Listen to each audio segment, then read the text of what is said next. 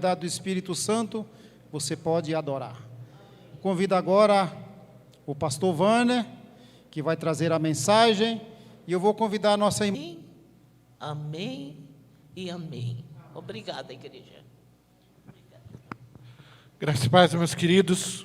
Vocês estão me ouvindo bem? Quem não está me ouvindo, levanta a mão. Eu sempre falo isso e todo mundo ouve. Eu queria cumprimentá-los com a doce graça, paz e misericórdia do Senhor. Eu me sinto em casa aqui e dizer uma coisa, às vezes a nossa preocupação quando vem para esses eventos é se achar Deus. E às vezes a gente tenta centralizar o culto na gente. Peço para você que você faça o desafio que eu tenho todos os domingos, de lembrar o meu lugar. Estamos aqui para ouvir dEle, receber dEle, adorar Ele, exaltar Ele. E é um desafio que a gente tem a cada momento nesse mundo moderno que nós passamos, onde muitas vezes a gente pode achar que a gente toca bem. Eu estava vendo o Felipe aqui, e dando graças a Deus que eu não sei cantar como o Felipe, não sei tocar como o Felipe, então nunca vou correr a tentação de pelo menos no louvor achar que eu sou alguma coisa. Mas estamos aqui para ouvir tudo aquele que é digno do nosso louvor e adoração, e saber dele, o que ele tem para a gente. Qualquer coisa que eu faça além disso, ou que você faça além disso, a gente está em pecado. E talvez todos os domingos aqui a gente caia nessa tentação. Eu queria me apresentar, eu sou o Wanner, sou o pastor interino da Igreja Batista Cidade, já estou lá 2 anos num projeto, trago saudações da igreja, sou membro da Igreja Batista Ebenezer na Mooca, pastor Wagner Köhler, que já veio pregar aqui algumas vezes, né? Pelo menos uma eu sei, de algumas eu sei uma. Ele manda também o seu abraço. Também sou executivo da Associação Centro, e trago o abraço do pastor Israel Moreira de Azevedo, nosso presidente. Vem com a gente aqui. Eu vou apresentar de trás para frente, depois eu apresento a minha família, né? A Renata, que é segunda secretária da nossa associação. A filha do coração, não é minha filha, mas é do coração. Sou o pastor dela, né? Batizei ela que dia mesmo? 27. Só para saber se vocês estavam lembrando, de novembro. Foi um privilégio. É a Amanda, podem se assentar, a Renata da Praça da Árvore e a Amanda da Igreja Batista Cidade. Também trago o Lenquinho, cadê a Cláudia? Cláudia está escondida aqui. Ó, este é o Lenquinho, fica de pé, Lenquinho, que não é mais tão inho, né? Está crescendo, ele é meu filho, também batizei no mesmo dia, tive o privilégio. E a minha esposa, a minha maior crítica. Toda esposa é assim, né? Mas, Mose, fica de pé. Eu vou chamá-la de Mose porque tem outra crise aqui, né? Então, entre tantas as crises aqui, a minha esposa é Cristiane, pode se assentar.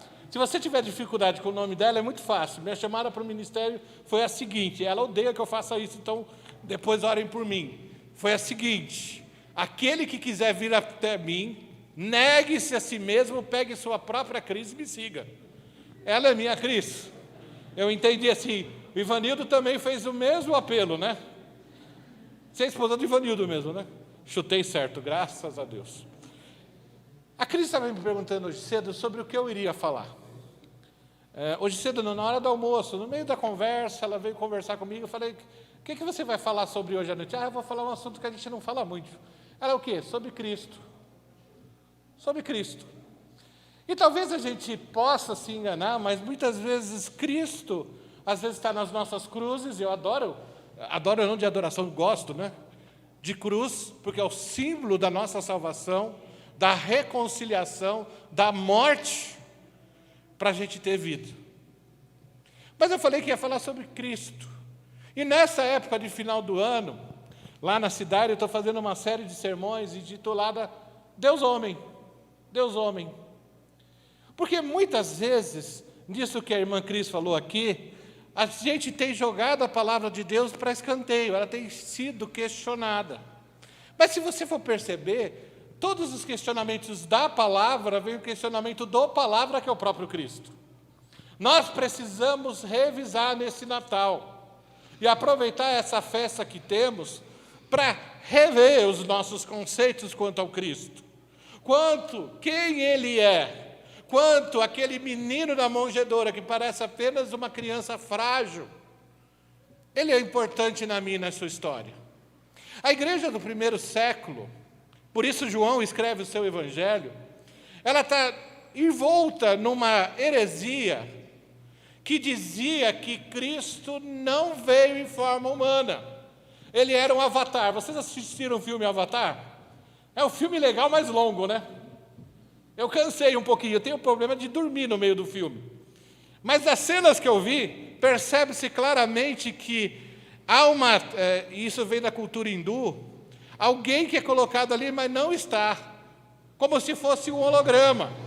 A ideia ali é que Deus é tão santo que não pode habitar entre nós. Então, Cristo não viria em forma humana. Outra heresia que tinha naquela época, muito interessante, é que dizia o seguinte, que existia um homem, que Deus habita nele numa determinada época, no batismo, e no batismo, durante esses 3 anos, Deus habita nele, e depois, na crucificação, Deus é esperto, ele sai correndo, e quem é crucificado é o homem, não Deus.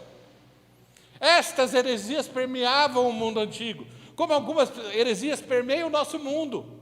Elas estão entre nós, e nós precisamos voltar neste Natal a ver que Jesus é Deus, homem, plenamente Deus, plenamente homem, plenamente divindade habitando nele, e plenamente homem. E nós precisamos rever esses conceitos, porque muitas vezes a gente tem esquecido de uns conceitos importantes. Por exemplo, a gente aguarda a volta do reino de Deus, mas o reino de Deus, o Basileia, é o próprio Cristo. Nós precisamos rever os nossos conceitos, porque tem muito a ver com a nossa vida do dia a dia, na nossa praxis, de como nós nos comportamos. Então eu queria desafiar você a ler um dos textos mais lindos da palavra de Deus. Um dos textos poéticos, mas filosóficos. Lá vai ser difícil achar os 2 textos que eu estou falando. João 1. E eu lembro que quando eu era criança, no Natal, toda vez esse texto era lido e eu não entendia o que queria dizer. E me marcou quando eu tinha uns 5, 6 anos. Pode crer, quando eu tinha 5, 6 anos existia TV. E era na Record. E não era da Universal. Mas passava esse texto. João 1. No princípio era o Verbo. E o Verbo estava com Deus, e o Verbo era Deus. Ele estava no princípio com Deus. Todas as coisas foram feitas por intermédio dele. E sem ele, nada do que foi feito existiria. A vida estava nele, e ele era a luz dos homens. A luz resplandece nas trevas, e as trevas não prevalecem contra ela. Houve um homem enviado por Deus, seu nome era João. Ele veio como testemunha, dar testemunhas da luz, para que todos crescem por meio dele. Ele não era a luz, mas veio para dar testemunho da luz. Pois a verdadeira luz, que ilumina todo homem, estava chegando ao mundo. O Verbo estava no mundo, e este foi feito por meio dele, mas o mundo não o reconheceu. Ele veio para o que era seu, mas os seus não o receberam. Versículo 12, que muda a minha e a sua história. Mas todos os quantos o recebem, aos que creem no seu nome, dá-lhes o poder e a prerrogativa de se tornarem filhos de Deus, os quais não nasceram da linhagem humana, nem do desejo da carne, nem da vontade do homem, mas de Deus. E o Verbo se fez carne e habitou entre nós, pleno de graça e de verdade, e vimos sua glória, como a glória do unigênito do Pai. João aqui, quando ele vai escrever sobre Jesus, ele traça um paralelo com um texto que a gente conhece há muito tempo. Se a gente se ligar, for esperto, perceber, ele está fazendo uma analogia, utilizando um texto já conhecido pelos hebreus, que vai ser difícil de você achar para a gente ler. Eu sei que você vai fazer um esforço sobre-humano. Abra sua Bíblia em Gênesis 1. É difícil achar, né?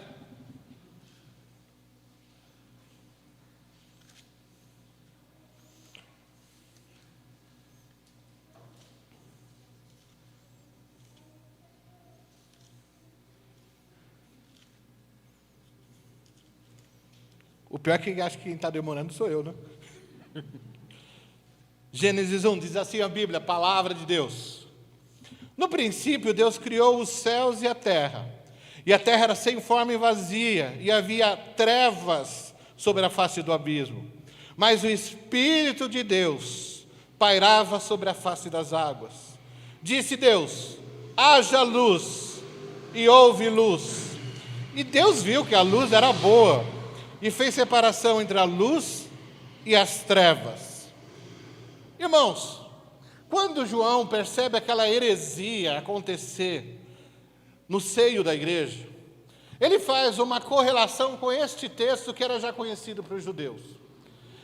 O livro de João não faz parte dos evangelhos chamados sinóticos, ou seja, sobre mesma ótica, que contam uma história, que contam o evangelho, as boas novas do reino, mas contando da ótica que os discípulos tinham, das histórias que ouviram, das coisas que ouviram, da forma que eles enxergavam o mesmo evento. João, ao contrário, é o último evangelho a ser escrito. Outro dia eu estava lendo de alguns autores, alguns teólogos, que acreditam que seja o último livro da Bíblia. Acreditam até que ele foi escrito depois da carta de João, chamada Apocalipse, o livro que nos dá a esperança. Mas ele, preocupado com essa heresia existente no meio da igreja, o nosso irmão João, ele começa a falar sobre Jesus. E o interesse de João é mostrar quem Jesus é. Porque existem heresias que devem ser combatidas absolutamente com o que a palavra diz, com o que o texto bíblico diz, com o que aponta a revelação desde Moisés até João, mostrando quem é Jesus, porque em toda a história das Escrituras, em todo o período do povo de Israel, existe alguém chamado meta-história para alguns, que aponta, a meta-história é o centro da história, porque tudo aponta para a figura de Jesus Cristo. No Natal, às vezes, eu gostei do presépio, pré-presépio. O Natal nos aponta para Jesus, nos remete para um Jesus que muitas vezes nós estamos igual aquele cântico antigo. Como criança sonhamos com o Natal. Eu estou cantando para perceber que essa não é a minha vibe, tá? Mas lembra, brinquedos para dar e receber. A alegria de você ficar na porta de casa, esperando seu pai chegar, na Motores Perks, no meu caso, em que ela dava presente de Natal, e meu pai vinha e trazia para a gente, e a gente achava aquilo fabuloso, e era fabuloso, porque naquela época a gente não ganhava presente quase na época nenhuma, se não fosse a Motores Perks, a gente não recebia, era uma outra época, onde tudo era mais difícil, né? Mas nessa perspectiva, nós muitas vezes estamos cometendo o mesmo erro da igreja primitiva.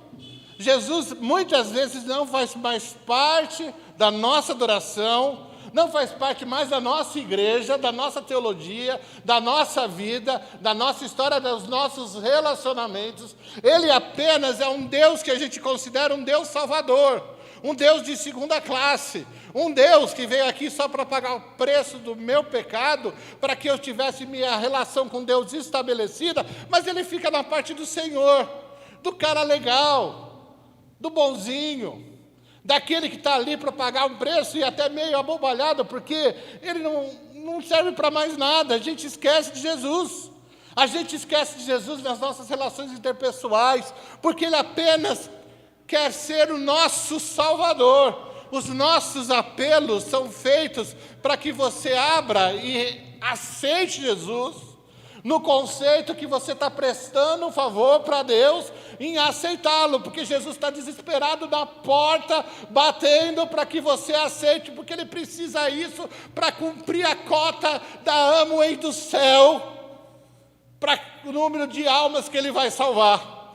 Nossa figura do Cristo tem a ver muito com o nosso dia a dia. Inclusive o texto que eu até brinquei, entre aspas, com ele, Apocalipse 3:20, eu tenho uma grande notícia para você. Ele não foi escrito para não crente, ele foi escrito para a igreja. Quando Jesus diz para aquela igreja que ele está à porta e bate, é que aquela igreja tinha o mesmo problema do século 21, um Jesus que apenas é salvador, um Jesus apenas que é serviçal da igreja, um Jesus e um Deus que eu corrompo com as minhas orações, porque eu oro na perspectiva que eu vou mudar o eterno. É o que todas as religiões dizem, que você tem que fazer sacrifícios, você tem que andar de joelho, você tem que cumprir uma cota de ofertas para que você manipule Deus, para que Ele faça a sua vontade ser a dele. É quase certo isso, porque quando nós oramos na perspectiva correta, é que Deus estaria mudando a nossa vontade para ser a dele. A vontade é ser mudada, a vontade é ser questionada. É a minha, não é? As nossas orações deveriam ser o que Ele quer que eu faça, como comunidade, como igreja, como família, como instituição, como relações interpessoais, na vida profissional, e não o contrário. Não é a nossa vontade que vale, é a dele. Mas por que eles tinham essa perspectiva? Porque o Jesus que eles apresentavam era apenas alguém para prestar um serviço para a comunidade. Alguém que eu não poderia ver nele santidade. E aí João faz a seguinte colocação: no princípio era o Logos. E ele usa um termo que para a cultura da época é muito interessante. Logos, logos. Palavra linda. Alguns textos, os de João Ferreira de Almeida, vão traduzi-lo como verbo. E alguns textos, e os textos ingleses, textos franceses, inclusive alemães, eles traduzem como palavra. A NVI já traduz como palavra, a NVT traduz como palavra. No caso, como eu li Almeida, século 21, ela vai trazer como verbo. E existem algumas ideias aqui atrás disso, mas eu quero pensar no Logos. No Logos. O que acontece? Ele estabelece aí uma relação de algumas coisas da cultura e filosofia gregas na época. Uma delas é que eles acreditavam no Logos universal. Alguém que criava a história, que manipulava a história, que dirigia a história, mas que era impessoal. Era um tipo de uma divindade que de tempos em tempos destruía a história e a reconstruía novamente. A ideia aqui, uma das primeiras perspectivas do João aqui, é conversar com esta comunidade que tinha essas ideias que vinham da cultura grega, para que eles entendessem quem era Jesus. A outra ideia que veio da filosofia grega, baseada nos estoicos, é que Logos é uma palavra também inatingível. A primeira é impessoal, a segunda é inatingível, porque é a palavra pensada, é a palavra que a gente traz na nossa mente, e que ela é inatingível para mim, quando eu penso em você.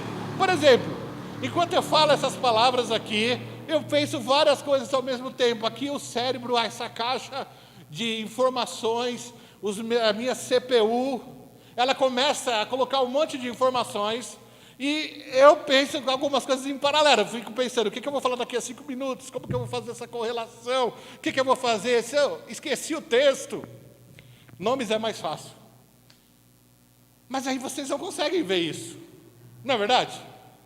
Por exemplo, se eu perguntasse para você agora, olha para a pessoa que está do seu lado, mas não precisa falar nada, só olha. Você sabe o que ela está pensando? Alguns eu vou chutar, porque tem o profeta do óbvio, né? Eu detesto o pastor que fala para olhar para o lado. Não é verdade? Inclusive, aquele presbiteriano, o Augusto Nicodemos, ele foi na Lagoinha, que é uma igreja que tem esse hábito, ele falou assim: vire para a sua esquerda e direita e diga para o seu irmão, sola fé, sola graça.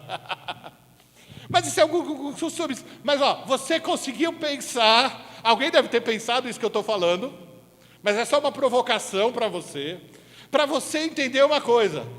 Você olhou para a pessoa do lado, você sabe o que ela está pensando? Você sabe? Você sabe quando a pessoa está pensando assim, olhando para você e falando assim, pô, cara legal, gente honesta, trabalhando, ele está falando isso para você, mas sua mente, o seu logos, as palavras que nós não conseguimos entender. Ele está falando que você é um desgraçado, que você é um traidor, que você é um traíra, que ele não gosta de você. A gente tem essa possibilidade. A gente não consegue atingir esse tipo de pensamento. Outra aplicação que João faz nessa história é justamente essa. É de que nós não conseguimos entender Deus, porque nós não conseguimos atingir tal profundidade. Nós não conseguimos entrar na essência de quem Deus é. Nós conseguimos observar raramente o Deus que se manifesta através da sua criação, e por isso ele remonta lá no livro de Gênesis, ele faz essa correlação, que atingindo a comunidade de estoicos e atingindo a comunidade de Israel, para mostrar uma verdade absoluta. Então, nessa história, os estoicos diziam que você tem esse tipo de pensamento, que ele é inatingível, que você não consegue determinar, que você não consegue imaginar que o outro está pensando. E a mesma coisa Deus. Nós suspeitamos de Deus. Todas as comunidades em todos os lugares do mundo, eles fazem uma adoração a uma divindade. Qualquer tribo isolada, eles fazem uma adoração a um Deus que eles imaginam ser esse. Existe uma tribo no norte do país, que eles falam que existe uma divindade chamada Olua. Lá a lua é masculino. Mas tem uma explicação. Porque 9 meses depois da lua cheia, as índias parem muito. Ou seja, elas dão muita luz. 9 meses depois da lua cheia, o Lua engravidou as índias. E as índias ali vão dedicar ao Deus Lua que deu aquela prole para elas. Nesse tipo de divindade foram descobrir, porque existem ciências para isso. Os missionários foram lá, começaram a observar, os antropólogos começaram a observar e perceberam que o Deus é o Lua, porque ele engravida as irmãzinhas não, as indiazinhas. Espero que sejam só as indiazinhas, não as irmãzinhas. E aí perceberam que na lua cheia o caminho ficava iluminado e os índios saíam das suas ocas e iam visitar as índias. E aí quem levava a culpa era a lua, ou o lua. A gente faz essa correlação de divindades, e todo mundo faz uma correlação disso, para a gente tentar entender Deus, mas a gente não consegue entender, compreender pessoalmente quem o Deus é, se a gente ficar olhando apenas a revelação natural, ou seja, da natureza, o sol, a criação e todas as coisas que manifestam um Deus que se apresenta em Gênesis. Mas os estoicos têm uma outra conotação para o logos, que é a questão do logos, e eles têm uma palavra que eu não me lembro, que é o logos que é expresso, quando o pensamento se torna em palavra. O pessoal da confissão positiva, eles pegaram essa verdade e transformaram em uma heresia. Eles falam que existe logos e rema. E falam que o rema é a palavra de poder que sai da sua boca quando você declara alguma coisa e fala que aquilo vai acontecer. É muito legal. Eu acharia isso muito interessante. Eu gostaria que fosse até assim, mas isso é uma mentira do inferno. Não existe no grego nenhuma conotação que a teologia da prosperidade fala aí. Uma vez eu estava com um carro quebrado assim, e aí eu todo cheio do poder, desesperado porque eu não tinha dinheiro para arrumar. É o meu poder. E eu falei, vamos tentar, vai que dá certo, né? Aí eu peguei o carro, coloquei a chave do meu Fiat 147, coloquei lá e com poder eu declarei, em nome de Jesus, liga. Aí eu fiz assim, o carro explodiu. O carro explodiu, gente. Gente, explodiu o negocinho lá que fica é um negócio de carro antigo, do carburador, explodiu ali. Eu fui ver, gente, eu pensei, é tanto poder de Deus que o carro não aguentou. Deve ser isso. Mas são medidas desesperadas. Isso não é verdade. Deus não prometeu essas coisas para a gente. O que a palavra tem a ver aqui, e o que João está utilizando, é exatamente outra coisa. Ele está dizendo que os seus pensamentos se tornam algo compreensível, relacional, comunicável, quando a palavra sai da mente e vai para a boca. Dá para entender? Então eu sei, ou imagino, o que o irmão Marivaldo está pensando, quando ele me diz, assim quieto eu não consigo saber. E aí a gente pode usar a palavra, o logos, tanto para bênção quanto para maldição, né? Mas o que ele está querendo dizer aqui? Que no princípio era esse logos, um Deus, baseado na cultura grega, do que eles já conheciam, do que Deus deu para aquela cultura, e foi sendo desenvolvido com o tempo, eles saberem que realmente eles estão no caminho certo, a desconfiança deles tem algo a atingir, que existe um Deus, e que Ele existe, mas eles estão enganados, porque esse Deus é relacional. Glória a Deus. Mas também Ele diz que este Deus, que é inatingível, incomunicável, que nós não podemos chegar perto do pensamento do que Ele é, Ele se comunica através da palavra, através do Logos, que é Ele mesmo. E essa relação, ela é muito interessante a gente pensar, que Deus se manifesta, Deus só pode ser conhecido, porque Ele quer se revelar. A gente só pode conhecer de Deus aquilo que Ele nos dá, Ele nos entrega através da sua palavra, Ele nos entrega através da sua palavra e dEle mesmo, que é a palavra. A gente só pode conhecer Deus assim. E quando ele começa a fazer esse tipo de relação, e faz uma relação lá com Gênesis, ele está dizendo exatamente isso, ó. Em Gênesis, já começa com uma das frases mais bonitas, Berek Bará, no princípio criou Deus. Porque Deus ali não está querendo provar quem Ele é. Ele não está querendo provar, Ele está se lixando para mim e para você. É interessante isso, né? Ele está se lixando. A gente, quando é pequena, criança, a gente pergunta, quem criou Deus? Não é? Quem criou Deus? De onde ele existia? O que existia antes de Deus? A gente faz essas perguntas da nossa humildade, da nossa incompreensão. Mas Deus começa a sua revelação de si mesmo, na sua palavra, não questionando quem Ele é. Isso é princípio inabalável. Isso é a base do que Ele vai contar a partir dali. E ali Ele está contando o seguinte, que Ele é Deus Criador, aleluia, que todas as coisas foram criadas por Ele, e que nele as coisas são conhecidas. Ele dá ordem ao caos, porque no versículo 1 diz que a terra foi criada, e no segundo diz que ela era sem forma e vazia, ou seja, era confusão. A expressão grega cosmos não significa ordenação, significa bagunça. A criação, o universo era bagunçado. Ele cria o universo, e o universo precisa pôr ordem, e por isso a gente tem a palavra caos. Deus cria o universo, mas fala no versículo 2 que o universo era um caos, era bagunçado, era desarrumado, era escuro, era cheio de problema, sem lógica, parecendo muitas vezes a minha e a sua vida. Você já percebeu isso? Se pega alguém com depressão, a casa sempre está escura. Às vezes pinta até a casa de preto. Às vezes, as janelas estão fechadas, a pessoa está lá enclausurada, e ela não consegue lidar com a vida, porque a vida está um caos. Às vezes você não precisa estar com a sua vida escura, mas às vezes a nossa vida está um caos.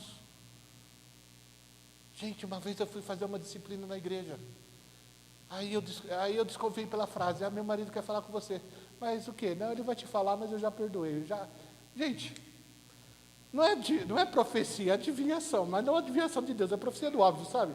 Falei, o cara traiu a esposa e vamos tratar, né? Aí quando eu vim falar com a pessoa, ela diz assim, pastor, eu traí a minha esposa e isso gerou um filho. Isso não é um caos? Ele já tinha um filho com a sua esposa. O negócio era feio. Aí eu fui conversar com o casal. E tem uma frase que me destaca na vida, que nada é tão ruim que não possa piorar. Eu descobri que o casal não era casado. E que ele tinha 2 outros filhos com outra mulher. E ele largou ela, foi viver com essa, e com essa ele engravidou uma terceira. Eu falei, nossa, que coisa linda. Parou por aí? Ah, não, pastor. Alguém da igreja, o antigo pastor, falou que não podia falar para a igreja, que a igreja não ia entender. Ou seja, o negócio estava assim, coberto. Caos, bagunça. E aí, como todo pastor, que às vezes a gente parece um agricultor, né? É uma plantação de pepino sem fim, irmã. Às vezes. Mas Deus restabeleceu ordem ao caos. Caos. Às vezes você está pensando na sua vida, Deus tem que restabelecer a ordem ao caos que é a sua vida. Isso aí, quando Ele se revela aqui, Ele está mostrando que Deus é criador e ordenador e organizador de todas as coisas. É Ele. É Ele que tira das trevas as situações. E João usa este paralelo para falar algo que as pessoas tinham esquecido. Que Jesus Cristo não é só Deus Salvador. Ele é Deus Criador. Ele é Deus Criador. E quando eu falo que Jesus é Deus Criador, significa, se Ele pôs ordem ao caos, com o peso da sua palavra, do seu logos, da palavra de Deus que é declarada, mas porque Ele tem poder, não eu e você, Ele está nos ensinando uma coisa, que nós precisamos entender, que nós temos que render para Jesus o Senhor. Quando diz que Ele é Criador, e João está aqui enfatizando, é para aqueles irmãos descobrirem que nele habita a plenitude de Deus. E que todo o poder que Deus tinha, ou tem, melhor falando, habita em plenitude no Deus homem encarnado. Aquele homem encarnado, aquele Deus encarnado, ele não é mais um homem, ele não é um avatar, ele não é um coitadinho que Deus pegou para usar e jogar fora. Ele é o próprio Deus que habita entre nós, que se encarna, Deus que se torna gente, Deus, gente, um escândalo, mas que eu e você precisamos reinterpretar uma coisa, e não reinterpretar criando uma coisa nova, mas uma coisa antiga que João está falando. Que Jesus Cristo, aquele menino encarnado, é o Deus homem, aleluia, Ele é Senhor, Ele é Salvador, mas Ele que manda, como Ele manda em todos os poderes do universo, Ele tem que mandar na minha e sua vida. Não há como Deus ser Senhor, Salvador da sua vida, se Ele não fosse o Senhor. Não há essa dicotomia.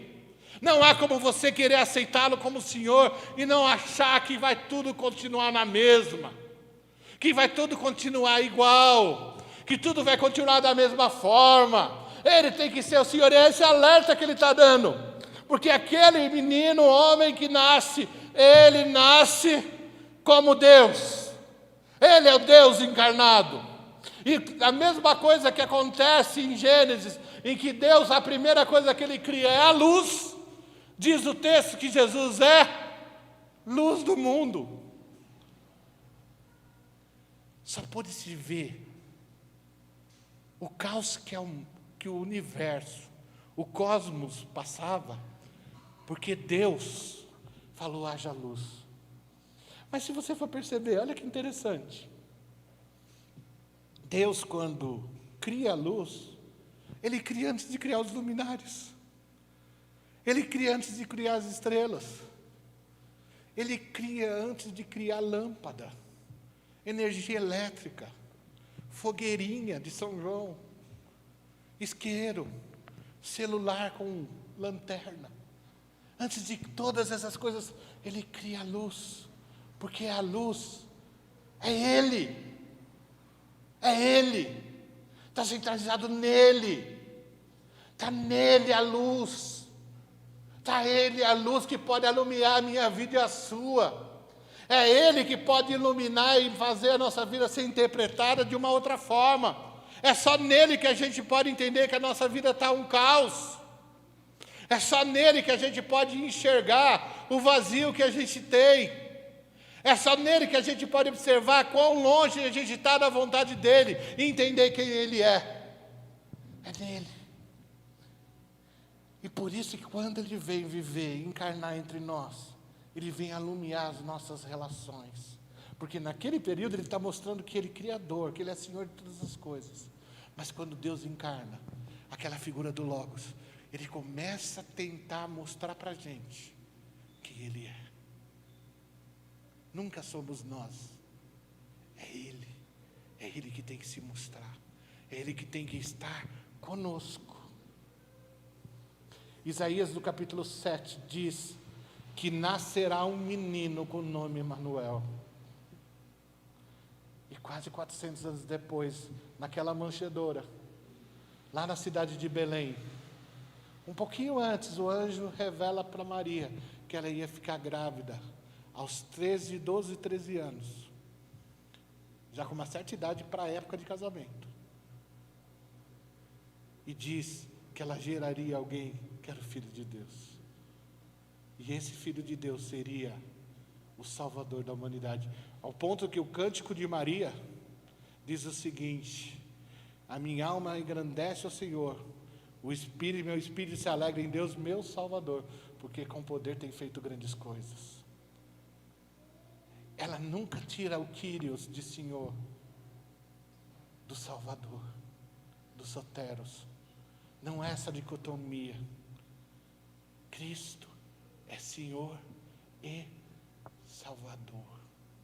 Naquela criança da manjedoura estava o que eu e você precisamos conhecer: a palavra, o Logos, o Deus que se manifesta e se apresenta para mim, para você. E continuando, quando ele se apresenta, ele diz como a gente deveria viver. Olha só, uma coisa interessante de Jesus, né? Com respeito a todas as religiões, porque o objetivo aqui não é falar mal de religião e nem falar mal, bem de Batista aqui, tá? Nosso objetivo é falar sobre aquilo que a gente nos une, que é Jesus. Mas você já percebeu que o Papa se veste diferente? Você consegue definir quem é o Papa, sem às vezes até saber o rosto dele? Se você ver fotos antigas, você vai ver como se manifestava, porque o poder da religiosidade, ele está em deixar-nos diferentes, maiores que você, mais importantes, e até se veste muitas vezes diferente, para mostrar isso. Dalai Lama, uma figura interessantíssima, tudo, mas ele se veste de laranja diferente de todo mundo. Hoje você está o Dalai Lama hoje. Mas no caso dele, não é porque é a roupa que gosta, mas é para mostrar a autoridade de como se veste. Muitas vezes nós pastores somos obrigados em certas comunidades a usar terno e gravata. Tem uns que exageram, né? Coloca aquele terno todo brilhoso, metálico. Eu acho aquilo tão feio, irmãos. Aí coloca aquele sapato preto com alguma coisa branca para mostrar que o cara é especial. No caso de Jesus, ele era tão parecido com a gente, que ele não foi conhecido ou reconhecido pelas pessoas na perspectiva que elas queriam. Da forma que ele se apresentou, tanto é que ele foi traído por Judas, e Judas teve que beijar Jesus, porque ele era muito igual. Mas Deus não só igualou isso, ele continuou sendo plenamente homem, plenamente Deus. Dele habitava essas duas naturezas de forma inseparável. Isso se chama união hipostática da teologia. Mas ele habitou de forma tão plena que ele passou fome. passou sede, foi traído, foi tentado. Seu pai morreu quando ele era novo e ele não ressuscitou. Ele teve a tristeza de perder um pai. Ele teve a tristeza de perder um amigo e chorar quando esse amigo morre.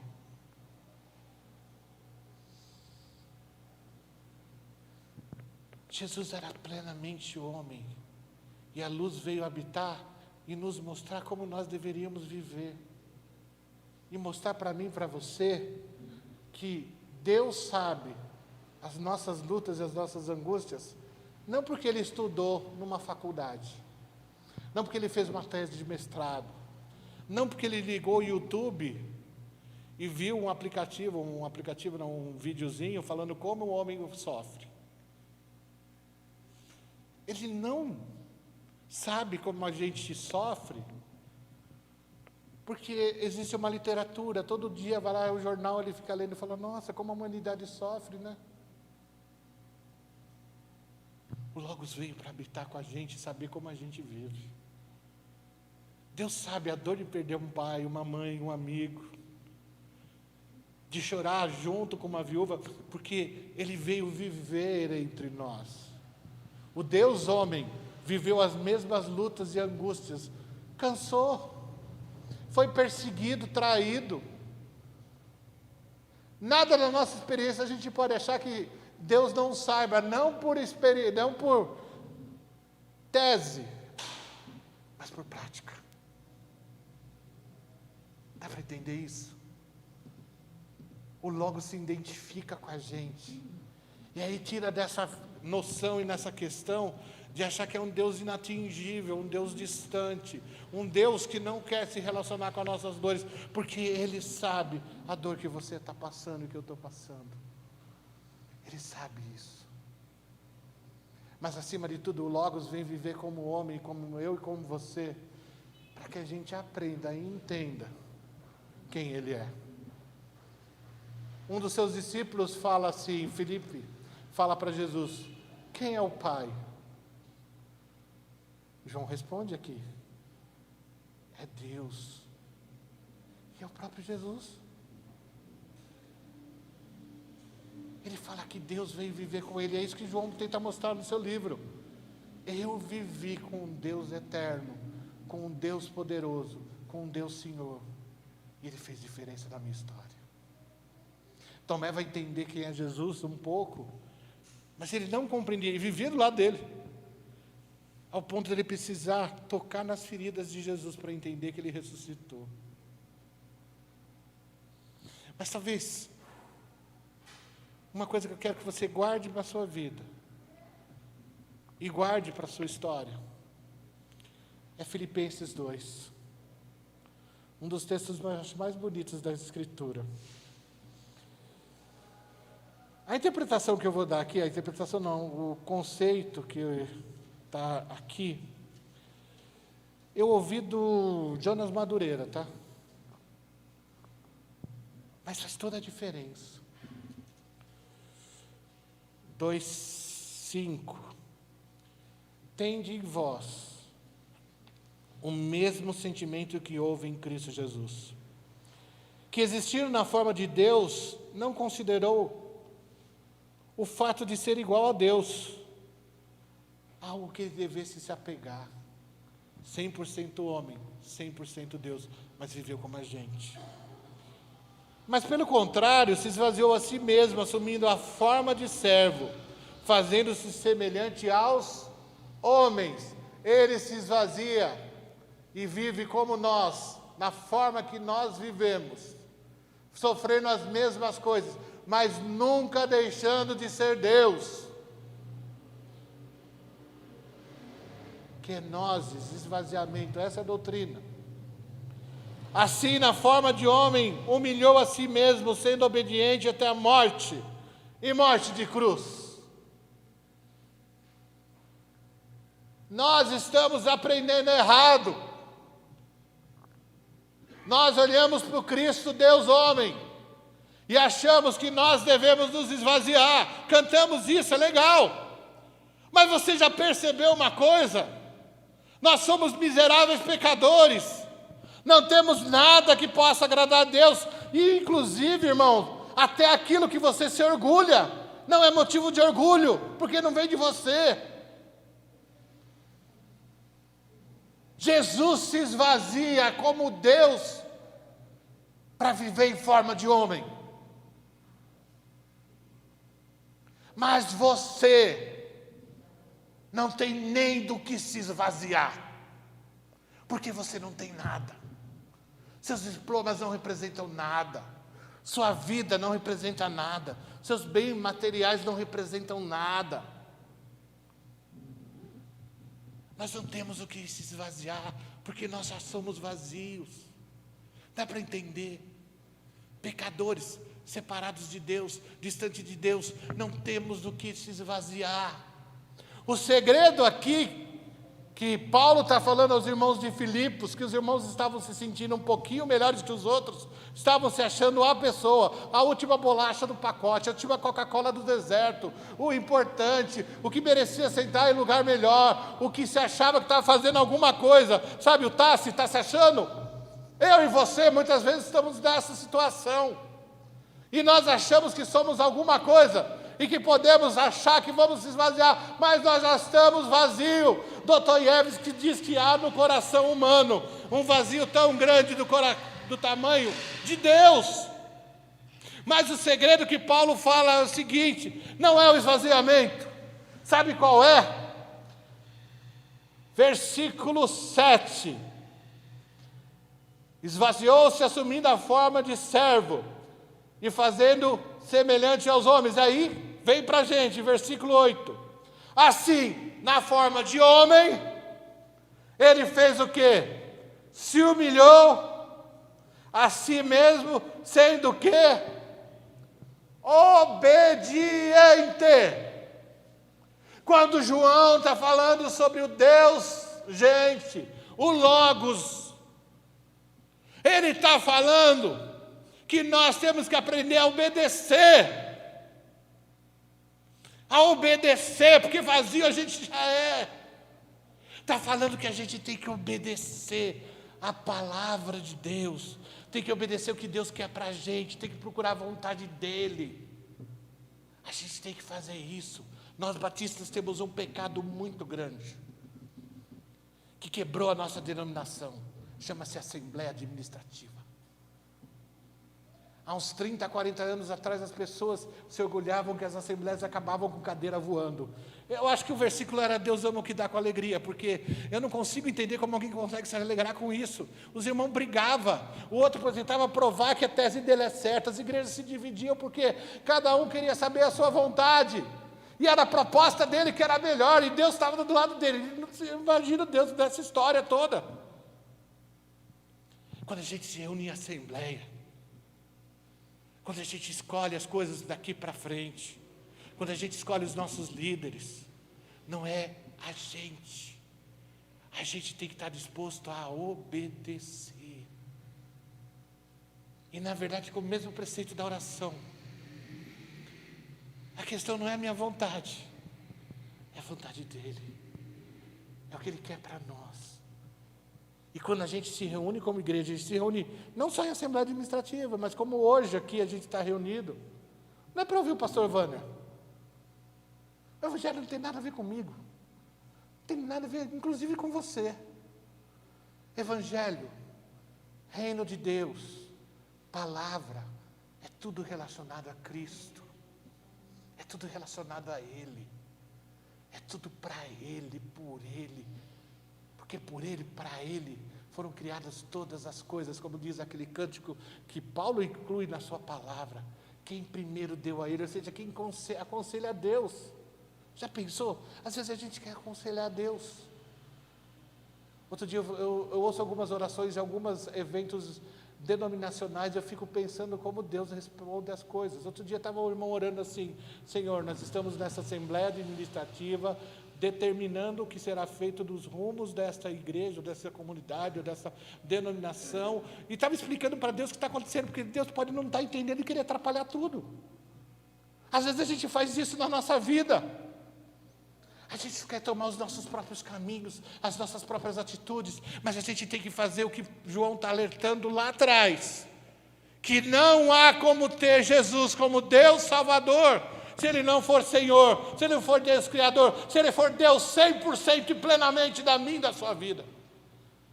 Não dá para entender isso, e não dá para viver assim. Todo o texto de João, ele expressa esse Deus homem que habita entre nós e reflete o meta-história que é Cristo. Ele é o reino de Deus, o Basileia é Jesus. Ele é a palavra de Deus, o Logos é Jesus. Ele é Senhor, Ele é Quírios, Ele manda, Ele é Criador. E nós precisamos aprender e reaprender que Ele é Deus. Aleluia. E o meu apelo para você, e meu desafio durante a semana, é o seguinte: um dia essa semana, faça um café, faça um cappuccino, com bastante chantilly, diabético não pode, mas adora. Faça uma lasanha, faça um cuscuz, aquele que a gente come com leite, manteiga, sabe, coisa de nordestino. Coma um queijo, vocês que são mineiros. Carne, para nordestino é uma maravilha, né? Mas faça um almoço, um jantar, um café especial. Sente-se à roda dos seus entes queridos, sente com seus adolescentes, com as suas crianças. Sente-se com a sua esposa, aí é difícil muitas vezes, né, moça? Sente-se até com seus amigos e fale para eles quem é Jesus. Aí você fala, mas minha família toda crente, esquece disso. A gente tem que ser relembrado. A gente toma ceia todo mês, já percebeu? E todo mês a gente tem que ser lembrado que Ele vai voltar e que Ele é Senhor. Mas sente-se, a gente precisa conversar mais, dialogar mais. A gente tem que apresentar para os nossos filhos a Deus. E eles têm que ver na gente que a gente falha. E eu não vou pedir para a minha família confirmar, porque isso vai me queimar. Mas todo mundo sabe que eu falho. Você falha. Às vezes, para a gente pedir perdão, a gente precisa conversar mais. Seu filho sabe que é Jesus na sua vida, sabe a diferença que Ele fez? Mas não esse negócio de escola bíblica dominical. Com todo respeito, escola bíblica dominical é importante, você tem que vir. Lá na cidade é de quarta, e todo dia eu falo, venha a quarta-feira na escola bíblica dominical. Olha como eu sou fã da escola bíblica dominical. Mas o que eu quero dizer? Não é essa questão só de passar conhecimento, é dividir conhecimento. Você sabia que às vezes as crianças sabem mais de Deus do que da gente? Pastor Fausto Vasconcelos, pastor da Liberdade, presidente da Convenção Batista Brasileira, ele disse, uma frase, eu não lembro toda ela, mas que uma criancinha chegou para ele e falou que o Espírito Santo é o durex, que nos gruda em Deus e não deixa a gente se afastar. Eu falei, nossa, que fantástico. E muitas vezes vocês achamos que Ele esquece da gente. Talvez a gente tenha que aprender mais com as crianças. Mas para isso, sabe o que a gente tem que fazer? Largar o celular. Porque a gente come, e deita, janta, conversa, namora, vem do celular. E eu sei que esse período que você está aqui na igreja, são quase 2 horas de culto, você deve estar desesperado, porque o seu vício deve estar abalando. Mas qual é o meu desafio para você? Faça uma comida. Por que comida? Você já viu que toda vez que Jesus está falando com os discípulos íntimos, Ele está comendo alguma coisa? Já perceberam isso? Os discípulos estão lá no barco, isso, aquilo, outro, quando chega na praia, Jesus está fazendo um peixe. Comida, onde a gente se solta mais, onde a gente fala mais. Mas converse. Fale sobre o sermão. Fale sobre o que é realmente é Cristo, seu Senhor. O que é segui-lo até a morte. Fale muitas vezes que você foi perseguido por ser cristão. Às vezes você vai descobrir que o seu filho está sendo perseguido e você não sabe. Às vezes você vai saber dúvidas que ele tem e ele não consegue falar com você, porque simplesmente você não para ouvir. Vamos fazer uma mesa nessa semana? e vamos falar para quem a gente ama que Cristo é o Logos, o Deus eterno que se encarnou e vive com a gente. E sabe as nossas dores, sabe as nossas angústias e entende o que a gente passa. Amém? Então, se você disse amém e não fizer, você está em pecado. Aí eu venho daqui a alguns dias só para disciplinar você. Mas se comprometa, não comigo, mas com Deus. Estou fazendo essa piadinha para você lembrar, tá? Mas para você entender, nós precisamos conversar mais, conhecer mais Cristo, revelar mais Cristo. E isso a gente só faz na intimidade, porque o Deus homem entende que a gente funciona assim. Amém? Vamos orar? Senhor Jesus, eu peço que a gente possa lembrar do Senhor, que a gente possa entender o que é o eterno viver na temporalidade, o que é o Deus homem habitar entre nós, que a gente possa compreender que o Senhor se esvaziou e humilhou muito para que a gente fosse salvo.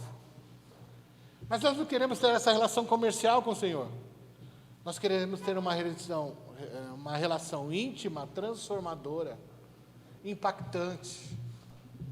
Nós queremos nos tornar nada oficialmente e entender que todo evangelho, tudo que a gente faz é para a sua glória, que tudo é para o Senhor, que o Senhor é o evangelho, que o Senhor é o reino de Deus, que o Senhor é o Logos, que o Senhor é o que nós precisamos, que o Senhor é o Deus encarnado que veio habitar entre nós. E a nossa oração, Pai, é que o Senhor nos auxilie, porque sozinho a gente não consegue. Por isso que nós precisamos do Seu Espírito nos convencer da justiça, do pecado e do juízo. Mas que a gente aprenda a Te obedecer, aprenda a seguir a Tua palavra, tenha gosto pela palavra, que a gente cante, flua a Tua palavra, mas que com os nossos queridos e amados a gente possa vê-la, não na forma legalista de acusação, mas na forma de receber a carta de amor do Senhor para a nossa vida. Que o Deus Palavra, que o Deus Logos, que o Deus Senhor possa ser realidade nas nossas vidas e que a gente possa refletir a Tua glória. Em nome de Jesus.